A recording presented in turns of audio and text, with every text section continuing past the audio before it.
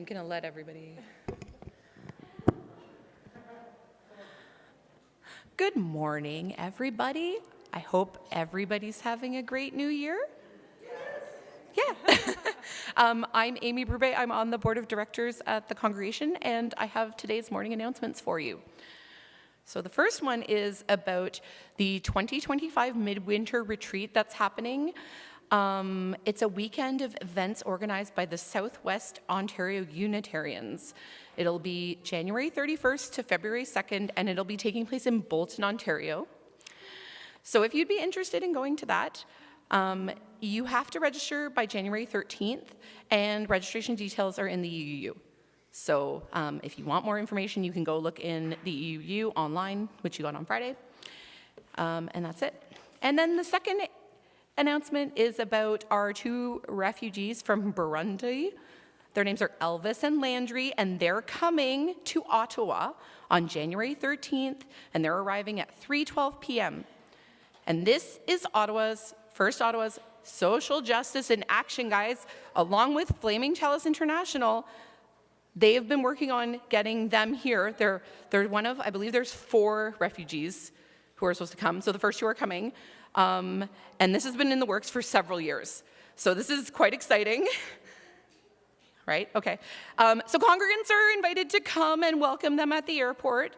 So if you'd like to do that, there'll be information in the UU for next week. And also, both men are in need of some warm clothing. So if you have any extra large clothing and boots size 44, which is about a 10.5 to an 11, then please let Eva Berenger know. Now, is Eva here? Eva's right there, has her hand up. And her email address is evaberenger@hotmail.com. So as I said, if you have anything that you'd be able to donate that's of good quality, boots, coats, or other warm clothing, please let Eva know. And thank you very much.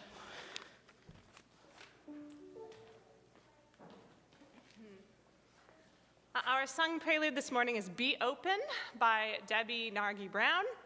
The lyrics should be up behind me shortly, and I want to make sure to explain. So the little ×2 in the middle there, that applies to everything that comes before. So we'll sing the Be Open for something wonderful to happen, be open to the possibility, and then we'll repeat that a second time.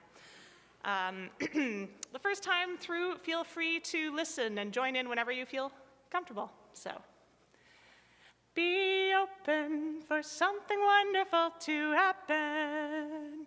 Be open to the possibility. Be open for something wonderful to happen. Be open to the possibility. We'll go with the IAs now. IA, IA, IA, IA,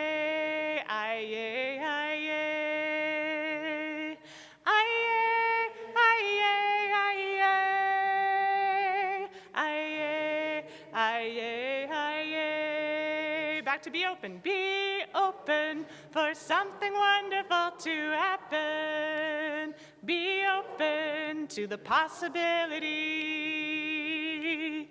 Be open for something wonderful to happen. Be open to the possibility. Aye, aye, aye, aye, aye, aye, aye, aye.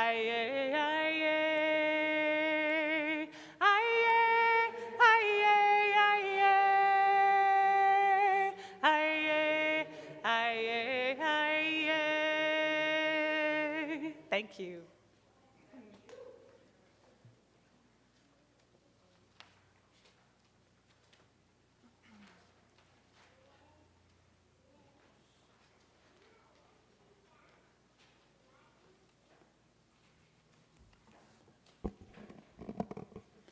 Bonjour tout le monde. Welcome everyone to the First Unitarian Congregation of Ottawa. Quand même, si vous êtes ici dans notre salle d'accueil or watching from home, wherever you may be, you are welcome. And I'm the Reverend George Buchanan, your guest minister today. And I'm Mary, your worship associate this morning. We acknowledge that our FirstU campus is located on traditional, unsurrendered, and unceded Algonquin and Anishinaabe territory, and that the work of reconciliation is a responsibility of our congregation and of all Canadians. Our goal is to educate ourselves and all those that have the willingness to understand, to be of service to those who are at risk, and to advocate for justice. Let's join our voices in song once more. Please rise in body or in spirit as we sing together, I Know I Can, hymn number 1015 in our TL hymnal. The lyrics will also be on the screen above.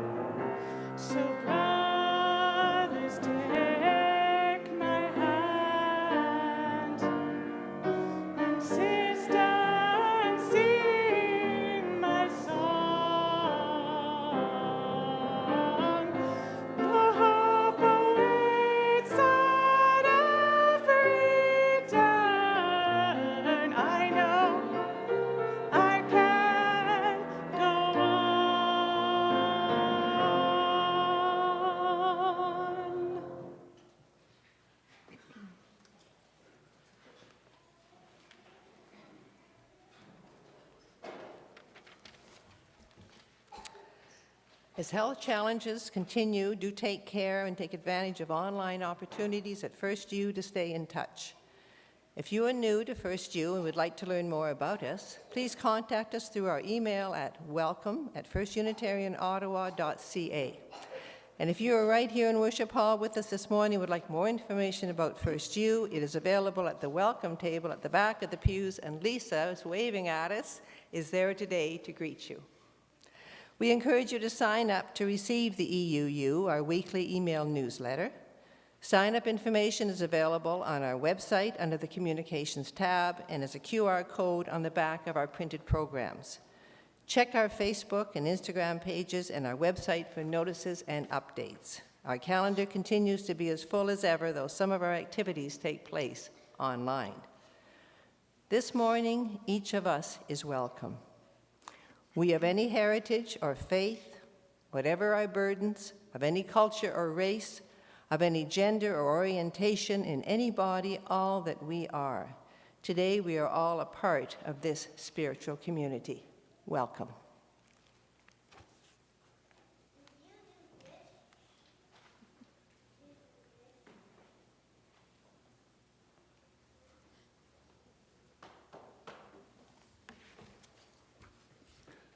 For our chalice lighting this morning, it is number 447 in the gray hymnal. And if you would like to read along with me, that would be wonderful.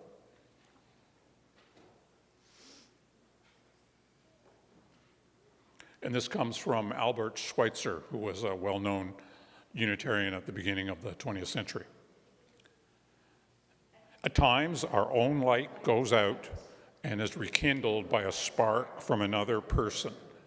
Each of us has cause to think with deep gratitude of those who have held like the chalice within us. Pardon me, the flame within us. Thank you. Our chalice is lit. Come, let's worship together as we begin by singing a special response for this day.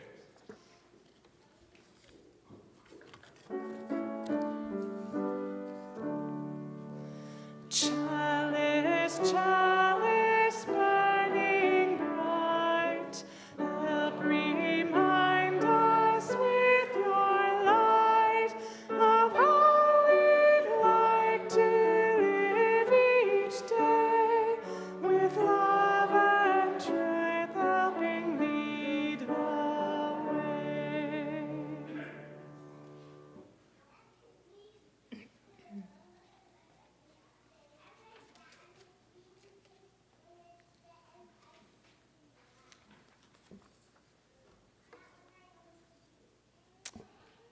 I'm going to be talking about hope this morning.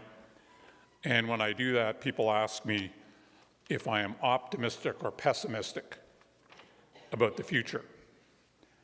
And to respond to these kind of questions, I often fall back on this reading. And it's from Rosemary Radford Ruther, and the book is Gaia and God, an ecofeminist theology of earth healing. And here is what Dr. Ruther has to say. What we need is neither optimism nor pessimism, but committed love. This means we remain committed to a concrete vision and to communities of life, no matter what the trends may be. We also remain clear that life is not made whole once and for all in some static millennium in the future. It is made whole again and again in the renewed day born from night and in the new spring that arises after each winter.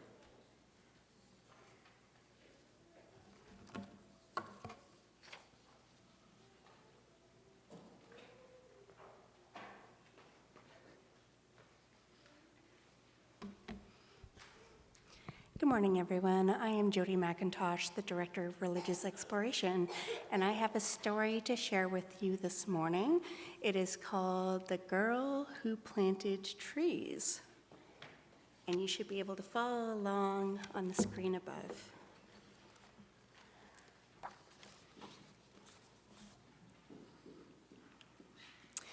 Once there was a girl. She was just a small girl. She lived in a dry little village at the foot of a great gray mountain.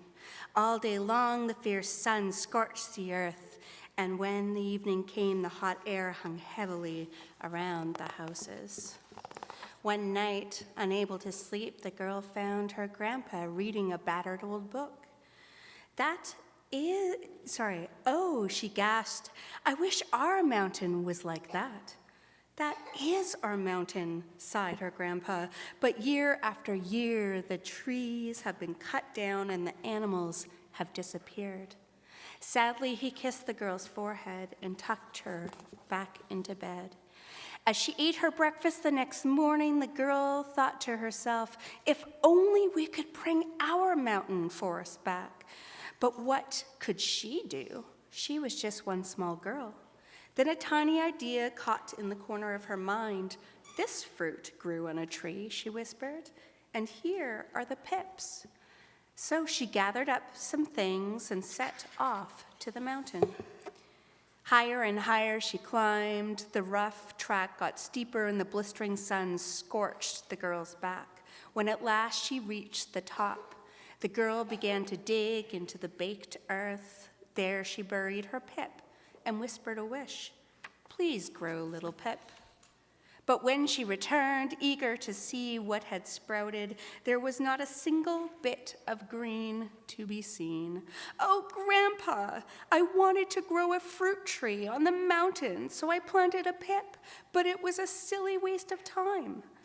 It was a lovely idea, but the mountain is too dry for anything much to grow, and besides, a pip cannot sprout overnight. It takes days or even weeks. Oh, said the little girl, in that case I will plant some more, and this time I will water them. That afternoon, the girl knocked on her neighbor's door. I'm going to grow some fruit trees on the mountain, she said. Can you collect some pips for me? Oh my, I've heard everything now. All the same, she picked out 7 large pips from her peelings. And although the girl's other neighbors laughed too, by the end of the week she had a great number of pips and seeds and stones of every shape and size. 100 seeds will grow 100 trees, the girl smiled.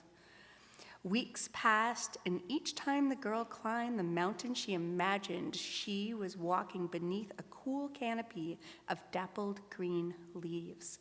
How wonderful it would be! Every day she planted more seeds and watered them, and soon the seeds began to sprout. Even though some withered away under the baking sun and some were eaten by birds or dug by animals, the girl did not give up until one day some of the saplings had grown as tall as the girl herself.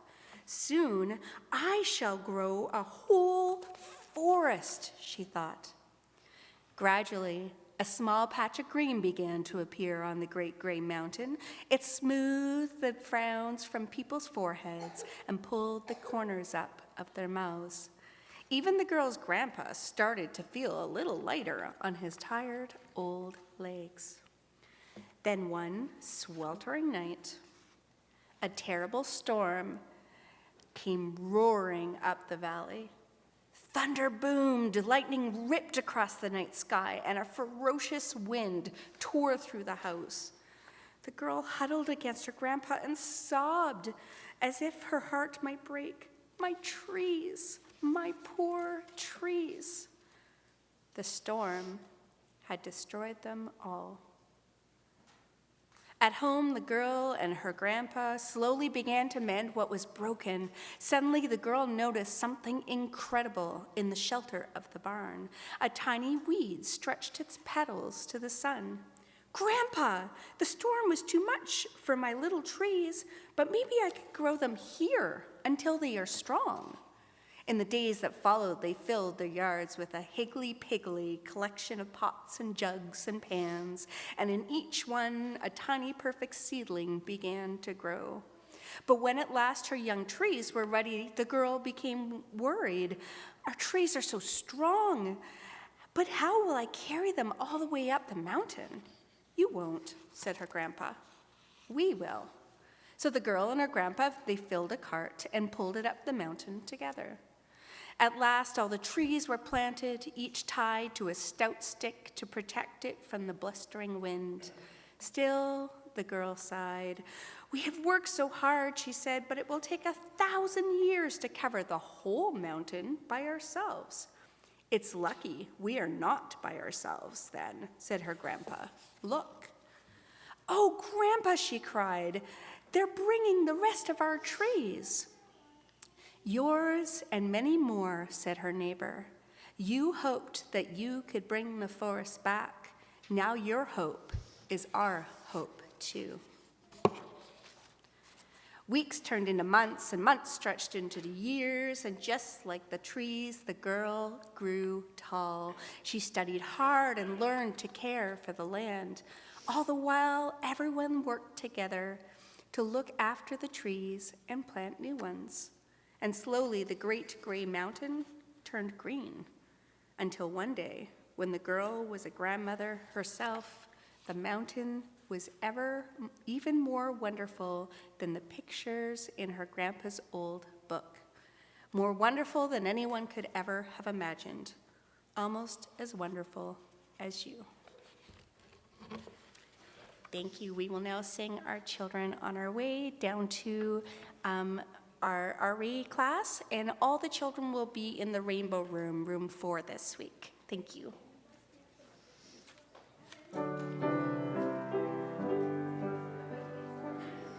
Beneath our arms we shelter you.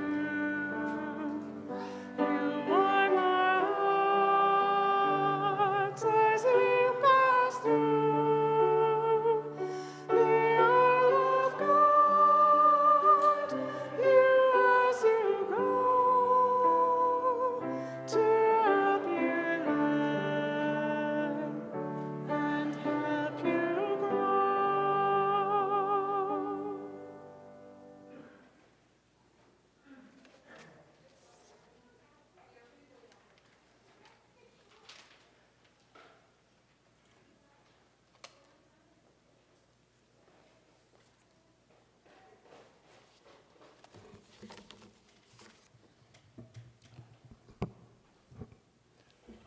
Pardon me. That took me back to when my own children were heading off to Sunday school here, so a number of years ago. Each week we pause in our time together in recognition of the joys and sorrows in our lives and across the globe. We honor our celebrations and challenges by placing a stone in a bowl of water. As the ripples extend outward, imagine them continuing out beyond these small bowls, out through and past our pews, out into the larger community of all. We have one sorrow, which comes from my heart, actually. Kate Kirkwood, who was planning to be the worship associate today, has one of those respiratory ailments that keep us at home sometimes. And I know she's healing, but I wanted to put a stone in the bucket, in the water for her. Thank you, Mary. And there's also a caring card for Kate at the back, I believe. So please come forward now, as you're willing and able, to honor your joys and sorrows by putting a stone in the water here.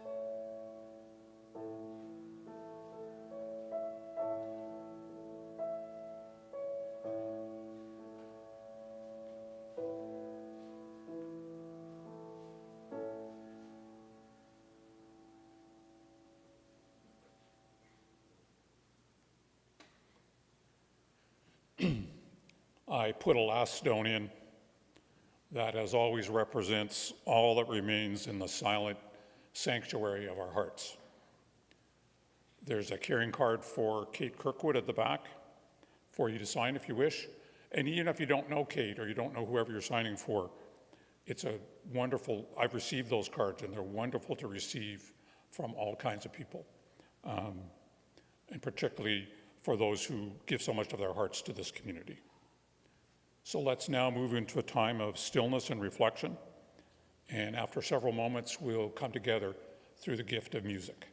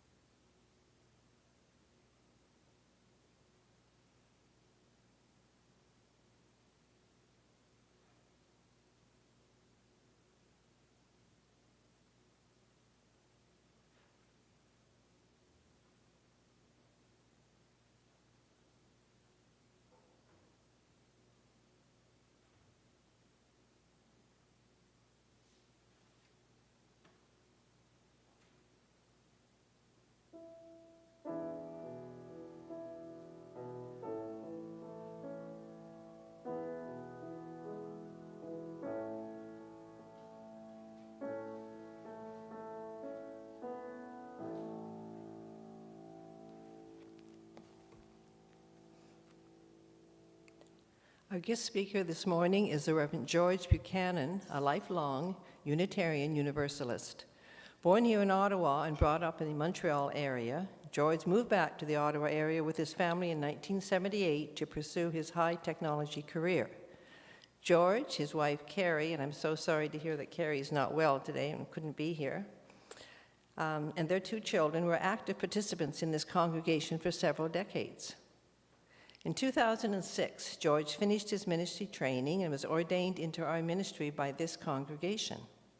George then moved to the U.S. for 16 years, where he served in several Unitarian Universalist ministries in Ohio and Western New York.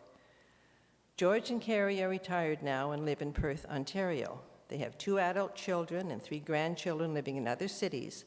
And so most of the time, George and Carrie relax at home with their books and papers. And they also serve on the staff of one completely spoiled cat.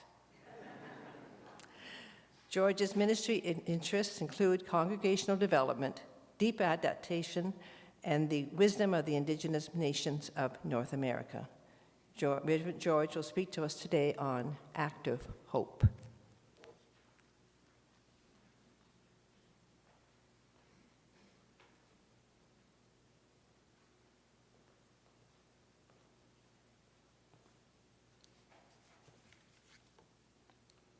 Thanks so much for those kind words, Mary.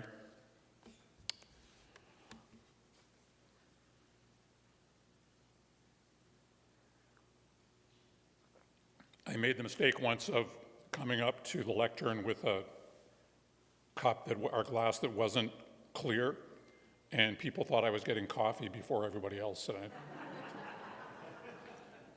I can't have that. So here we are. Beginning of a new calendar year, and your guest minister, that's me, is here to talk about where and how we might find hope in this coming year. And I do believe we can find hope in a particular way that I'm going to talk about in a minute.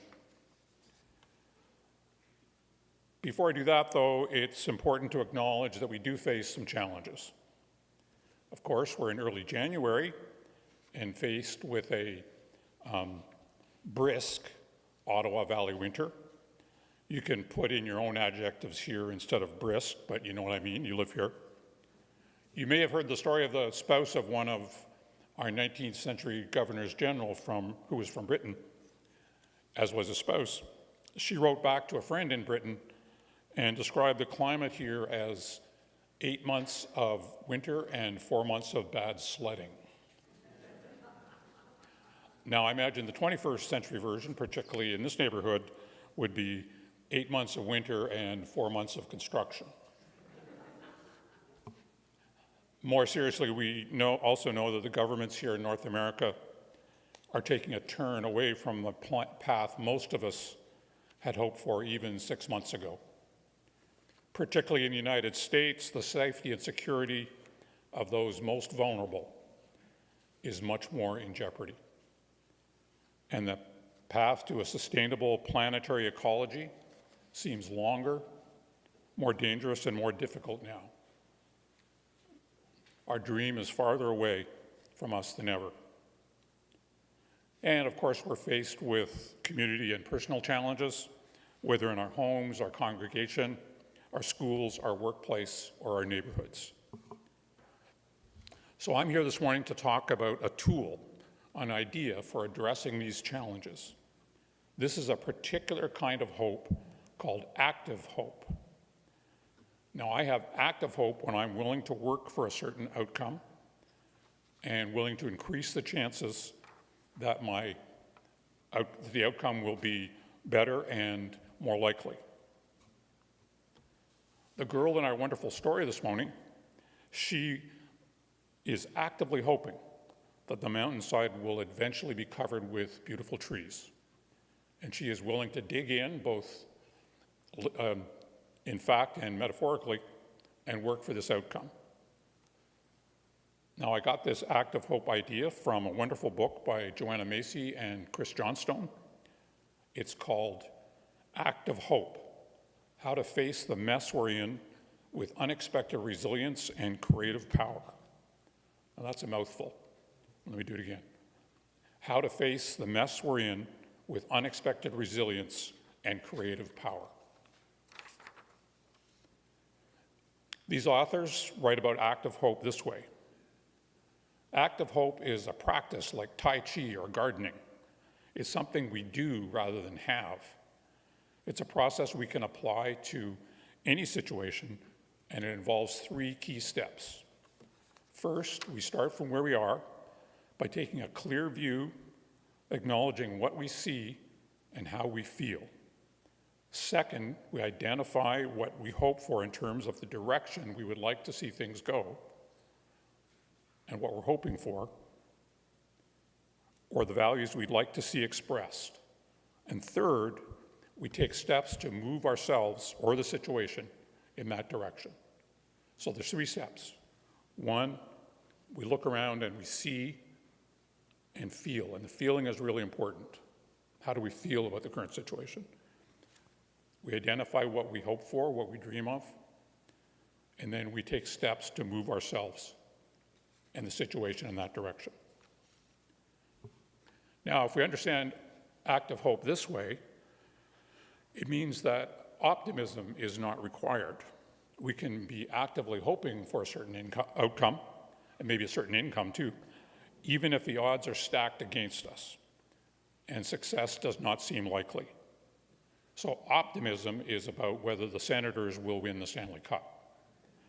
Active hope is about whether the garden we are helping to grow will flourish, or whether the mountainside we heard about in the story will turn green and be verdant. Or perhaps it can be about the volunteer job that you have in this congregation to make the congregation more successful. That's where active hope is.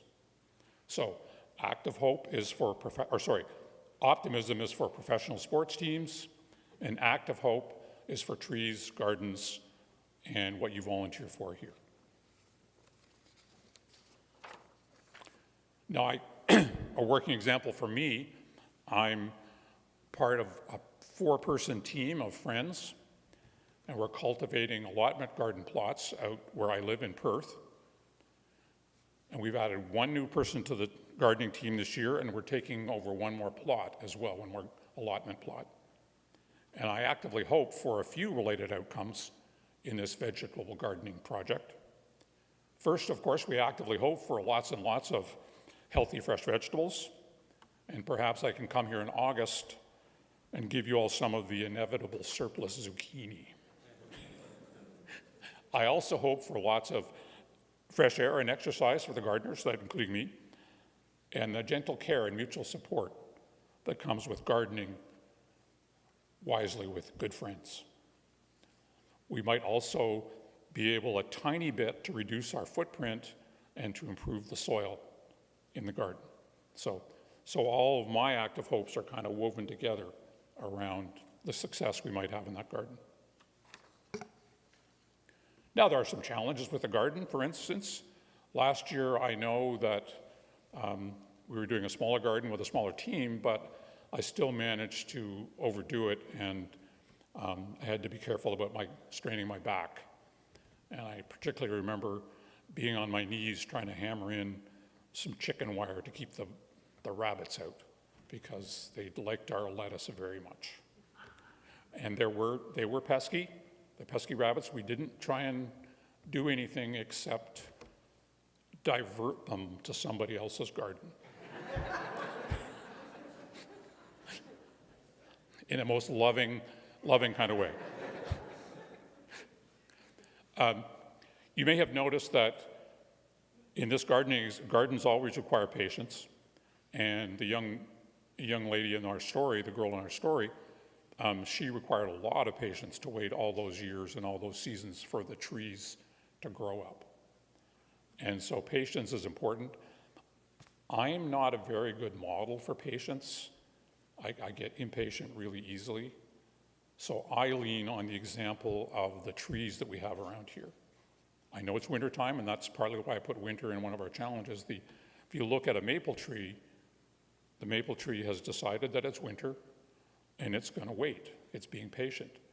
And when spring comes, you get the sap and the wonderful sugar, you get the buds and the leaves, and in the fall you get the wonderful orange and red colors.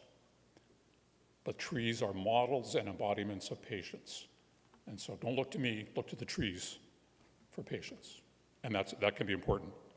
Now, there are some things we hope for that require quick action, that they don't require patience. Jesus of Nazareth said, if you're at your prayers and you're having a conflict with your brother, get up from the prayers and go and resolve the conflict.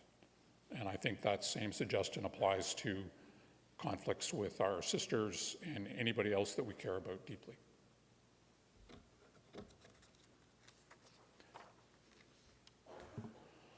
And I've talked about a garden example and the story of the young woman with the trees, but active hope, we can also apply it to larger projects and ones with perhaps less or even much less hope of success. I know I found this active hope idea very useful over the past decade and more that I've been using it. And that said, I've passed through times of despair, which comes from French désespoir, lack of hope. There have been times when I was despairing and I needed to regenerate the act of hope. And active hope is just a tool, and it needs to be used, and in my experience, it needs to be used over and over again. Because when something you try fails or doesn't work out quite the way you wanted, it's time to go back and do those 3 steps and notice how you're feeling, and then decide what you're going to do. As I said, I despair sometimes about my own personal challenges, and often I feel despair about the state of our world and our planet. And perhaps you're feeling down or despairing this morning. I've encountered this, and most of us encountered this state from time to time. If you are feeling this way, please remember that this congregation's commitment to be a place where we sustain one another through our sorrows and our joys. And I hope and pray you find sustenance here. Or perhaps you're feeling despair about the state of our world or planet. Pardon me.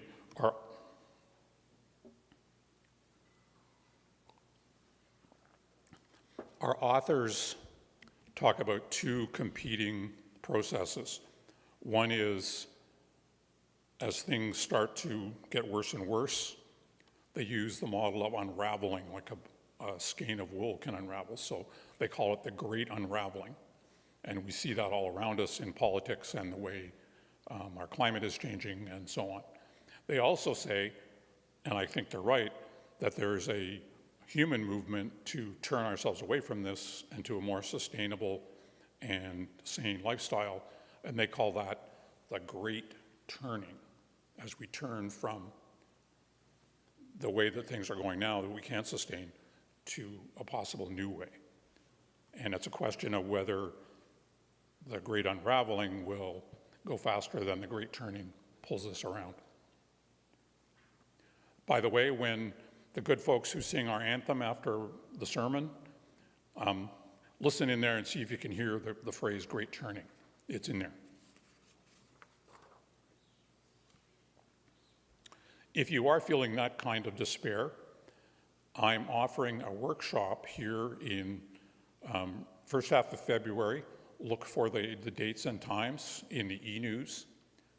It will probably be, Jane? February the 8th. And it'll be downstairs in this building. So, and it's free, but you need to make sure you formally register online, because just telling me or Jane or Eva that you want in is not enough. You've got to register. And in this workshop, there's a process that our good authors have designed which helps you if you're feeling despair or you're feeling jammed up and not sure how to act, how to carry out your action in the world. It's called the spiral of the work that reconnects, because their thesis is that when we're feeling despair or jammed up, we're often feeling disconnected from how we're really feeling and thinking and what we really need to do. And so it's called the work that reconnects. And I won't try and describe it here. It'll be described in the e-news.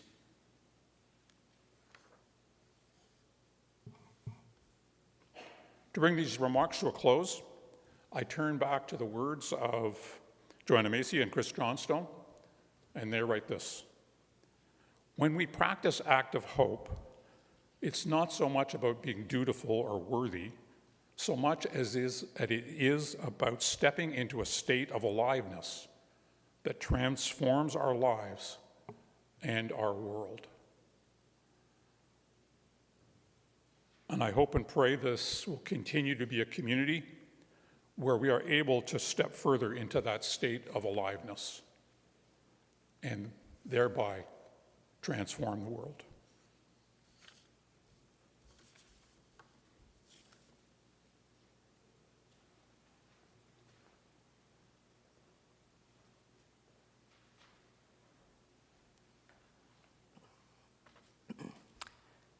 Thank you, Reverend George, for joining us today and speaking to us about hope, and specifically active hope in the 3 steps, an ideal topic for a new year.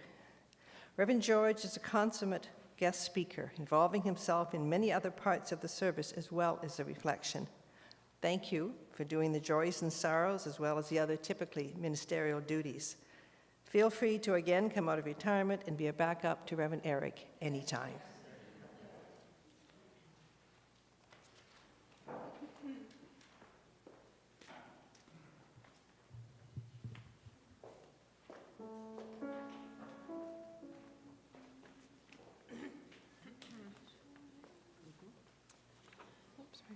Our anthem today is We Shall Be Known by Mamuse, which I think many of you may be familiar with this song. So with that in mind, when we repeat it the second time through, I'd say if you're in the congregation and we would love to sing along and join us, then please feel free.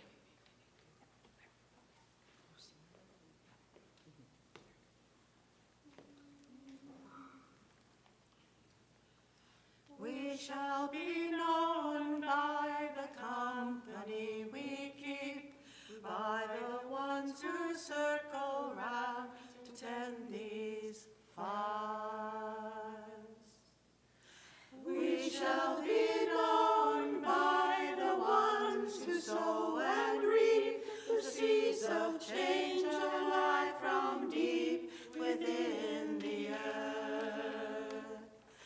It is time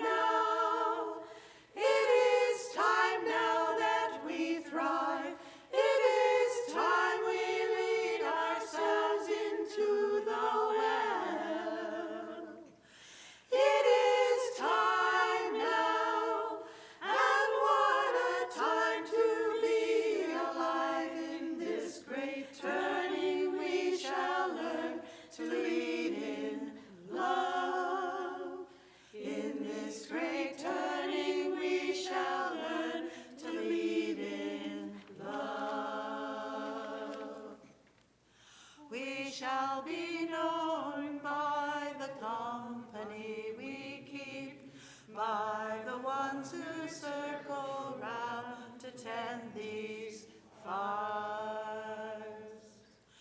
We shall be known by the ones who sow and reap the seeds of change alive from deep within the earth. It is time now. It is time now that we cry. It is time we lead ourselves into the well. It is time now, and what a time to be alive in this great turning. We shall learn to lead in love. In this great turning, we shall learn to lead in love. Within this great turning, we shall learn to lead in love. In this great turning, we shall learn to lead in love.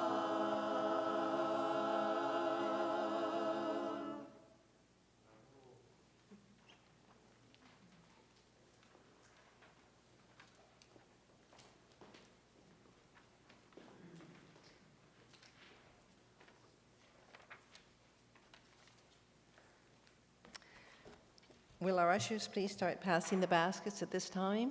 Thank you. This congregation has a long history of care, vitality, and bringing people together to move the arc of justice forward. We have been able to live into our hopes and dreams because of the generosity of those within and beyond this community. Whether you are here in Worship Hall or anywhere else, you are part of this community. We rely on one another to keep this congregation vital and resilient. If you have any questions about how you can give, please go to our website or contact our finance manager to find out how to make a donation or keep up with your pledge. Our gifts are freely given and gratefully received. We dedicate these gifts to the work of this community of faith, serving human wholeness, caring for the planet, upholding religious freedom, welcoming the stranger, loving one another.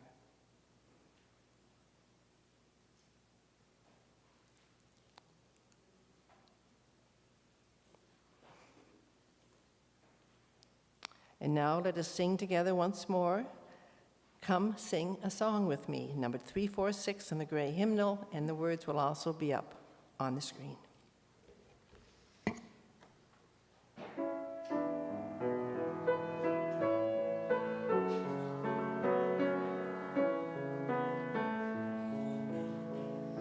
Come sing a song with me. Come sing a song with me. Come sing a song with me, that I might know your might.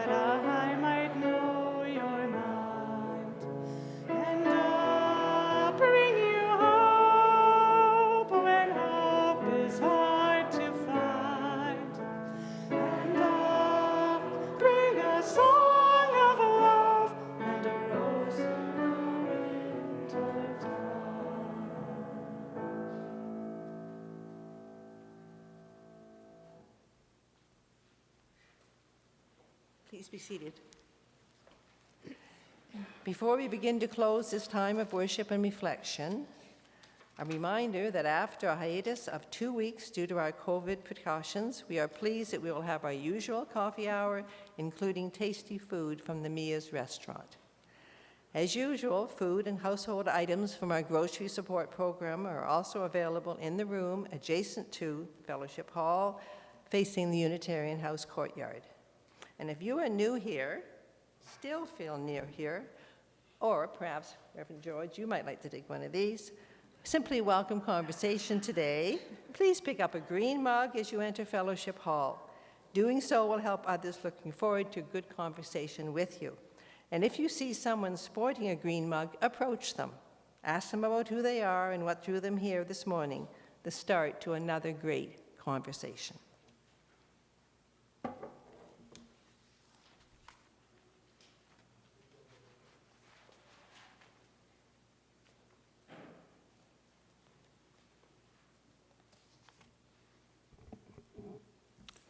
To extinguish our chalice, I ask you to join me in reciting number 456 in the gray hymnal. And let's do this together as you will. We extinguish this flame, but not the light of truth, the warmth of community, or the fire of commitment. These we carry in our hearts until we are together again.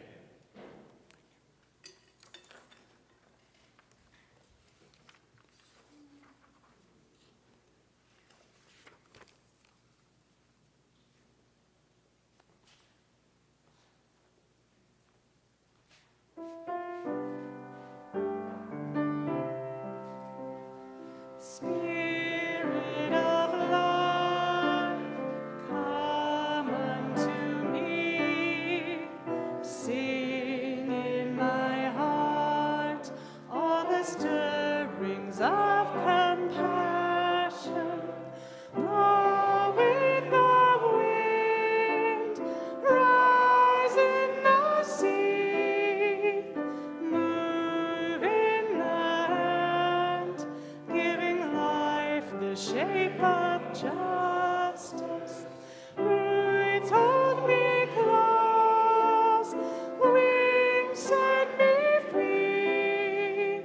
Spirit of life, come to me, come to me.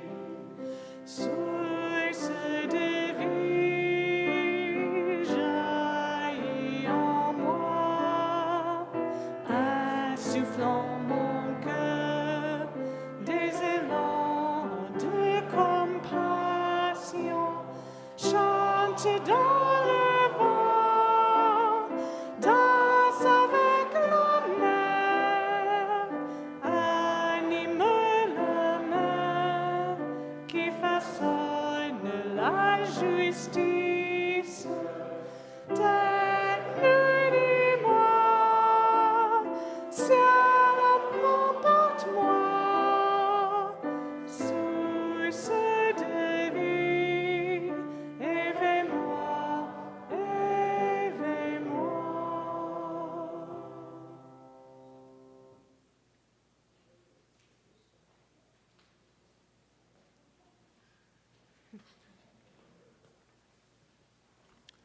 If I've got this right, I would like to invite you all to stand and touch hands in a circle facing one another, if you can.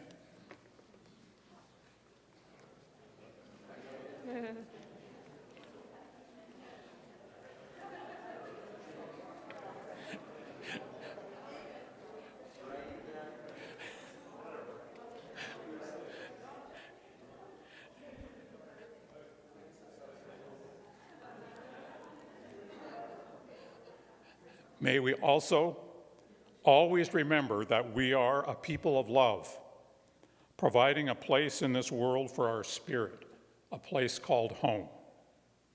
As now we return to the challenge and joy of helping the world come alive in love, let us go forward with love in our hearts, sowing seeds of justice from our hands and peace in our steps.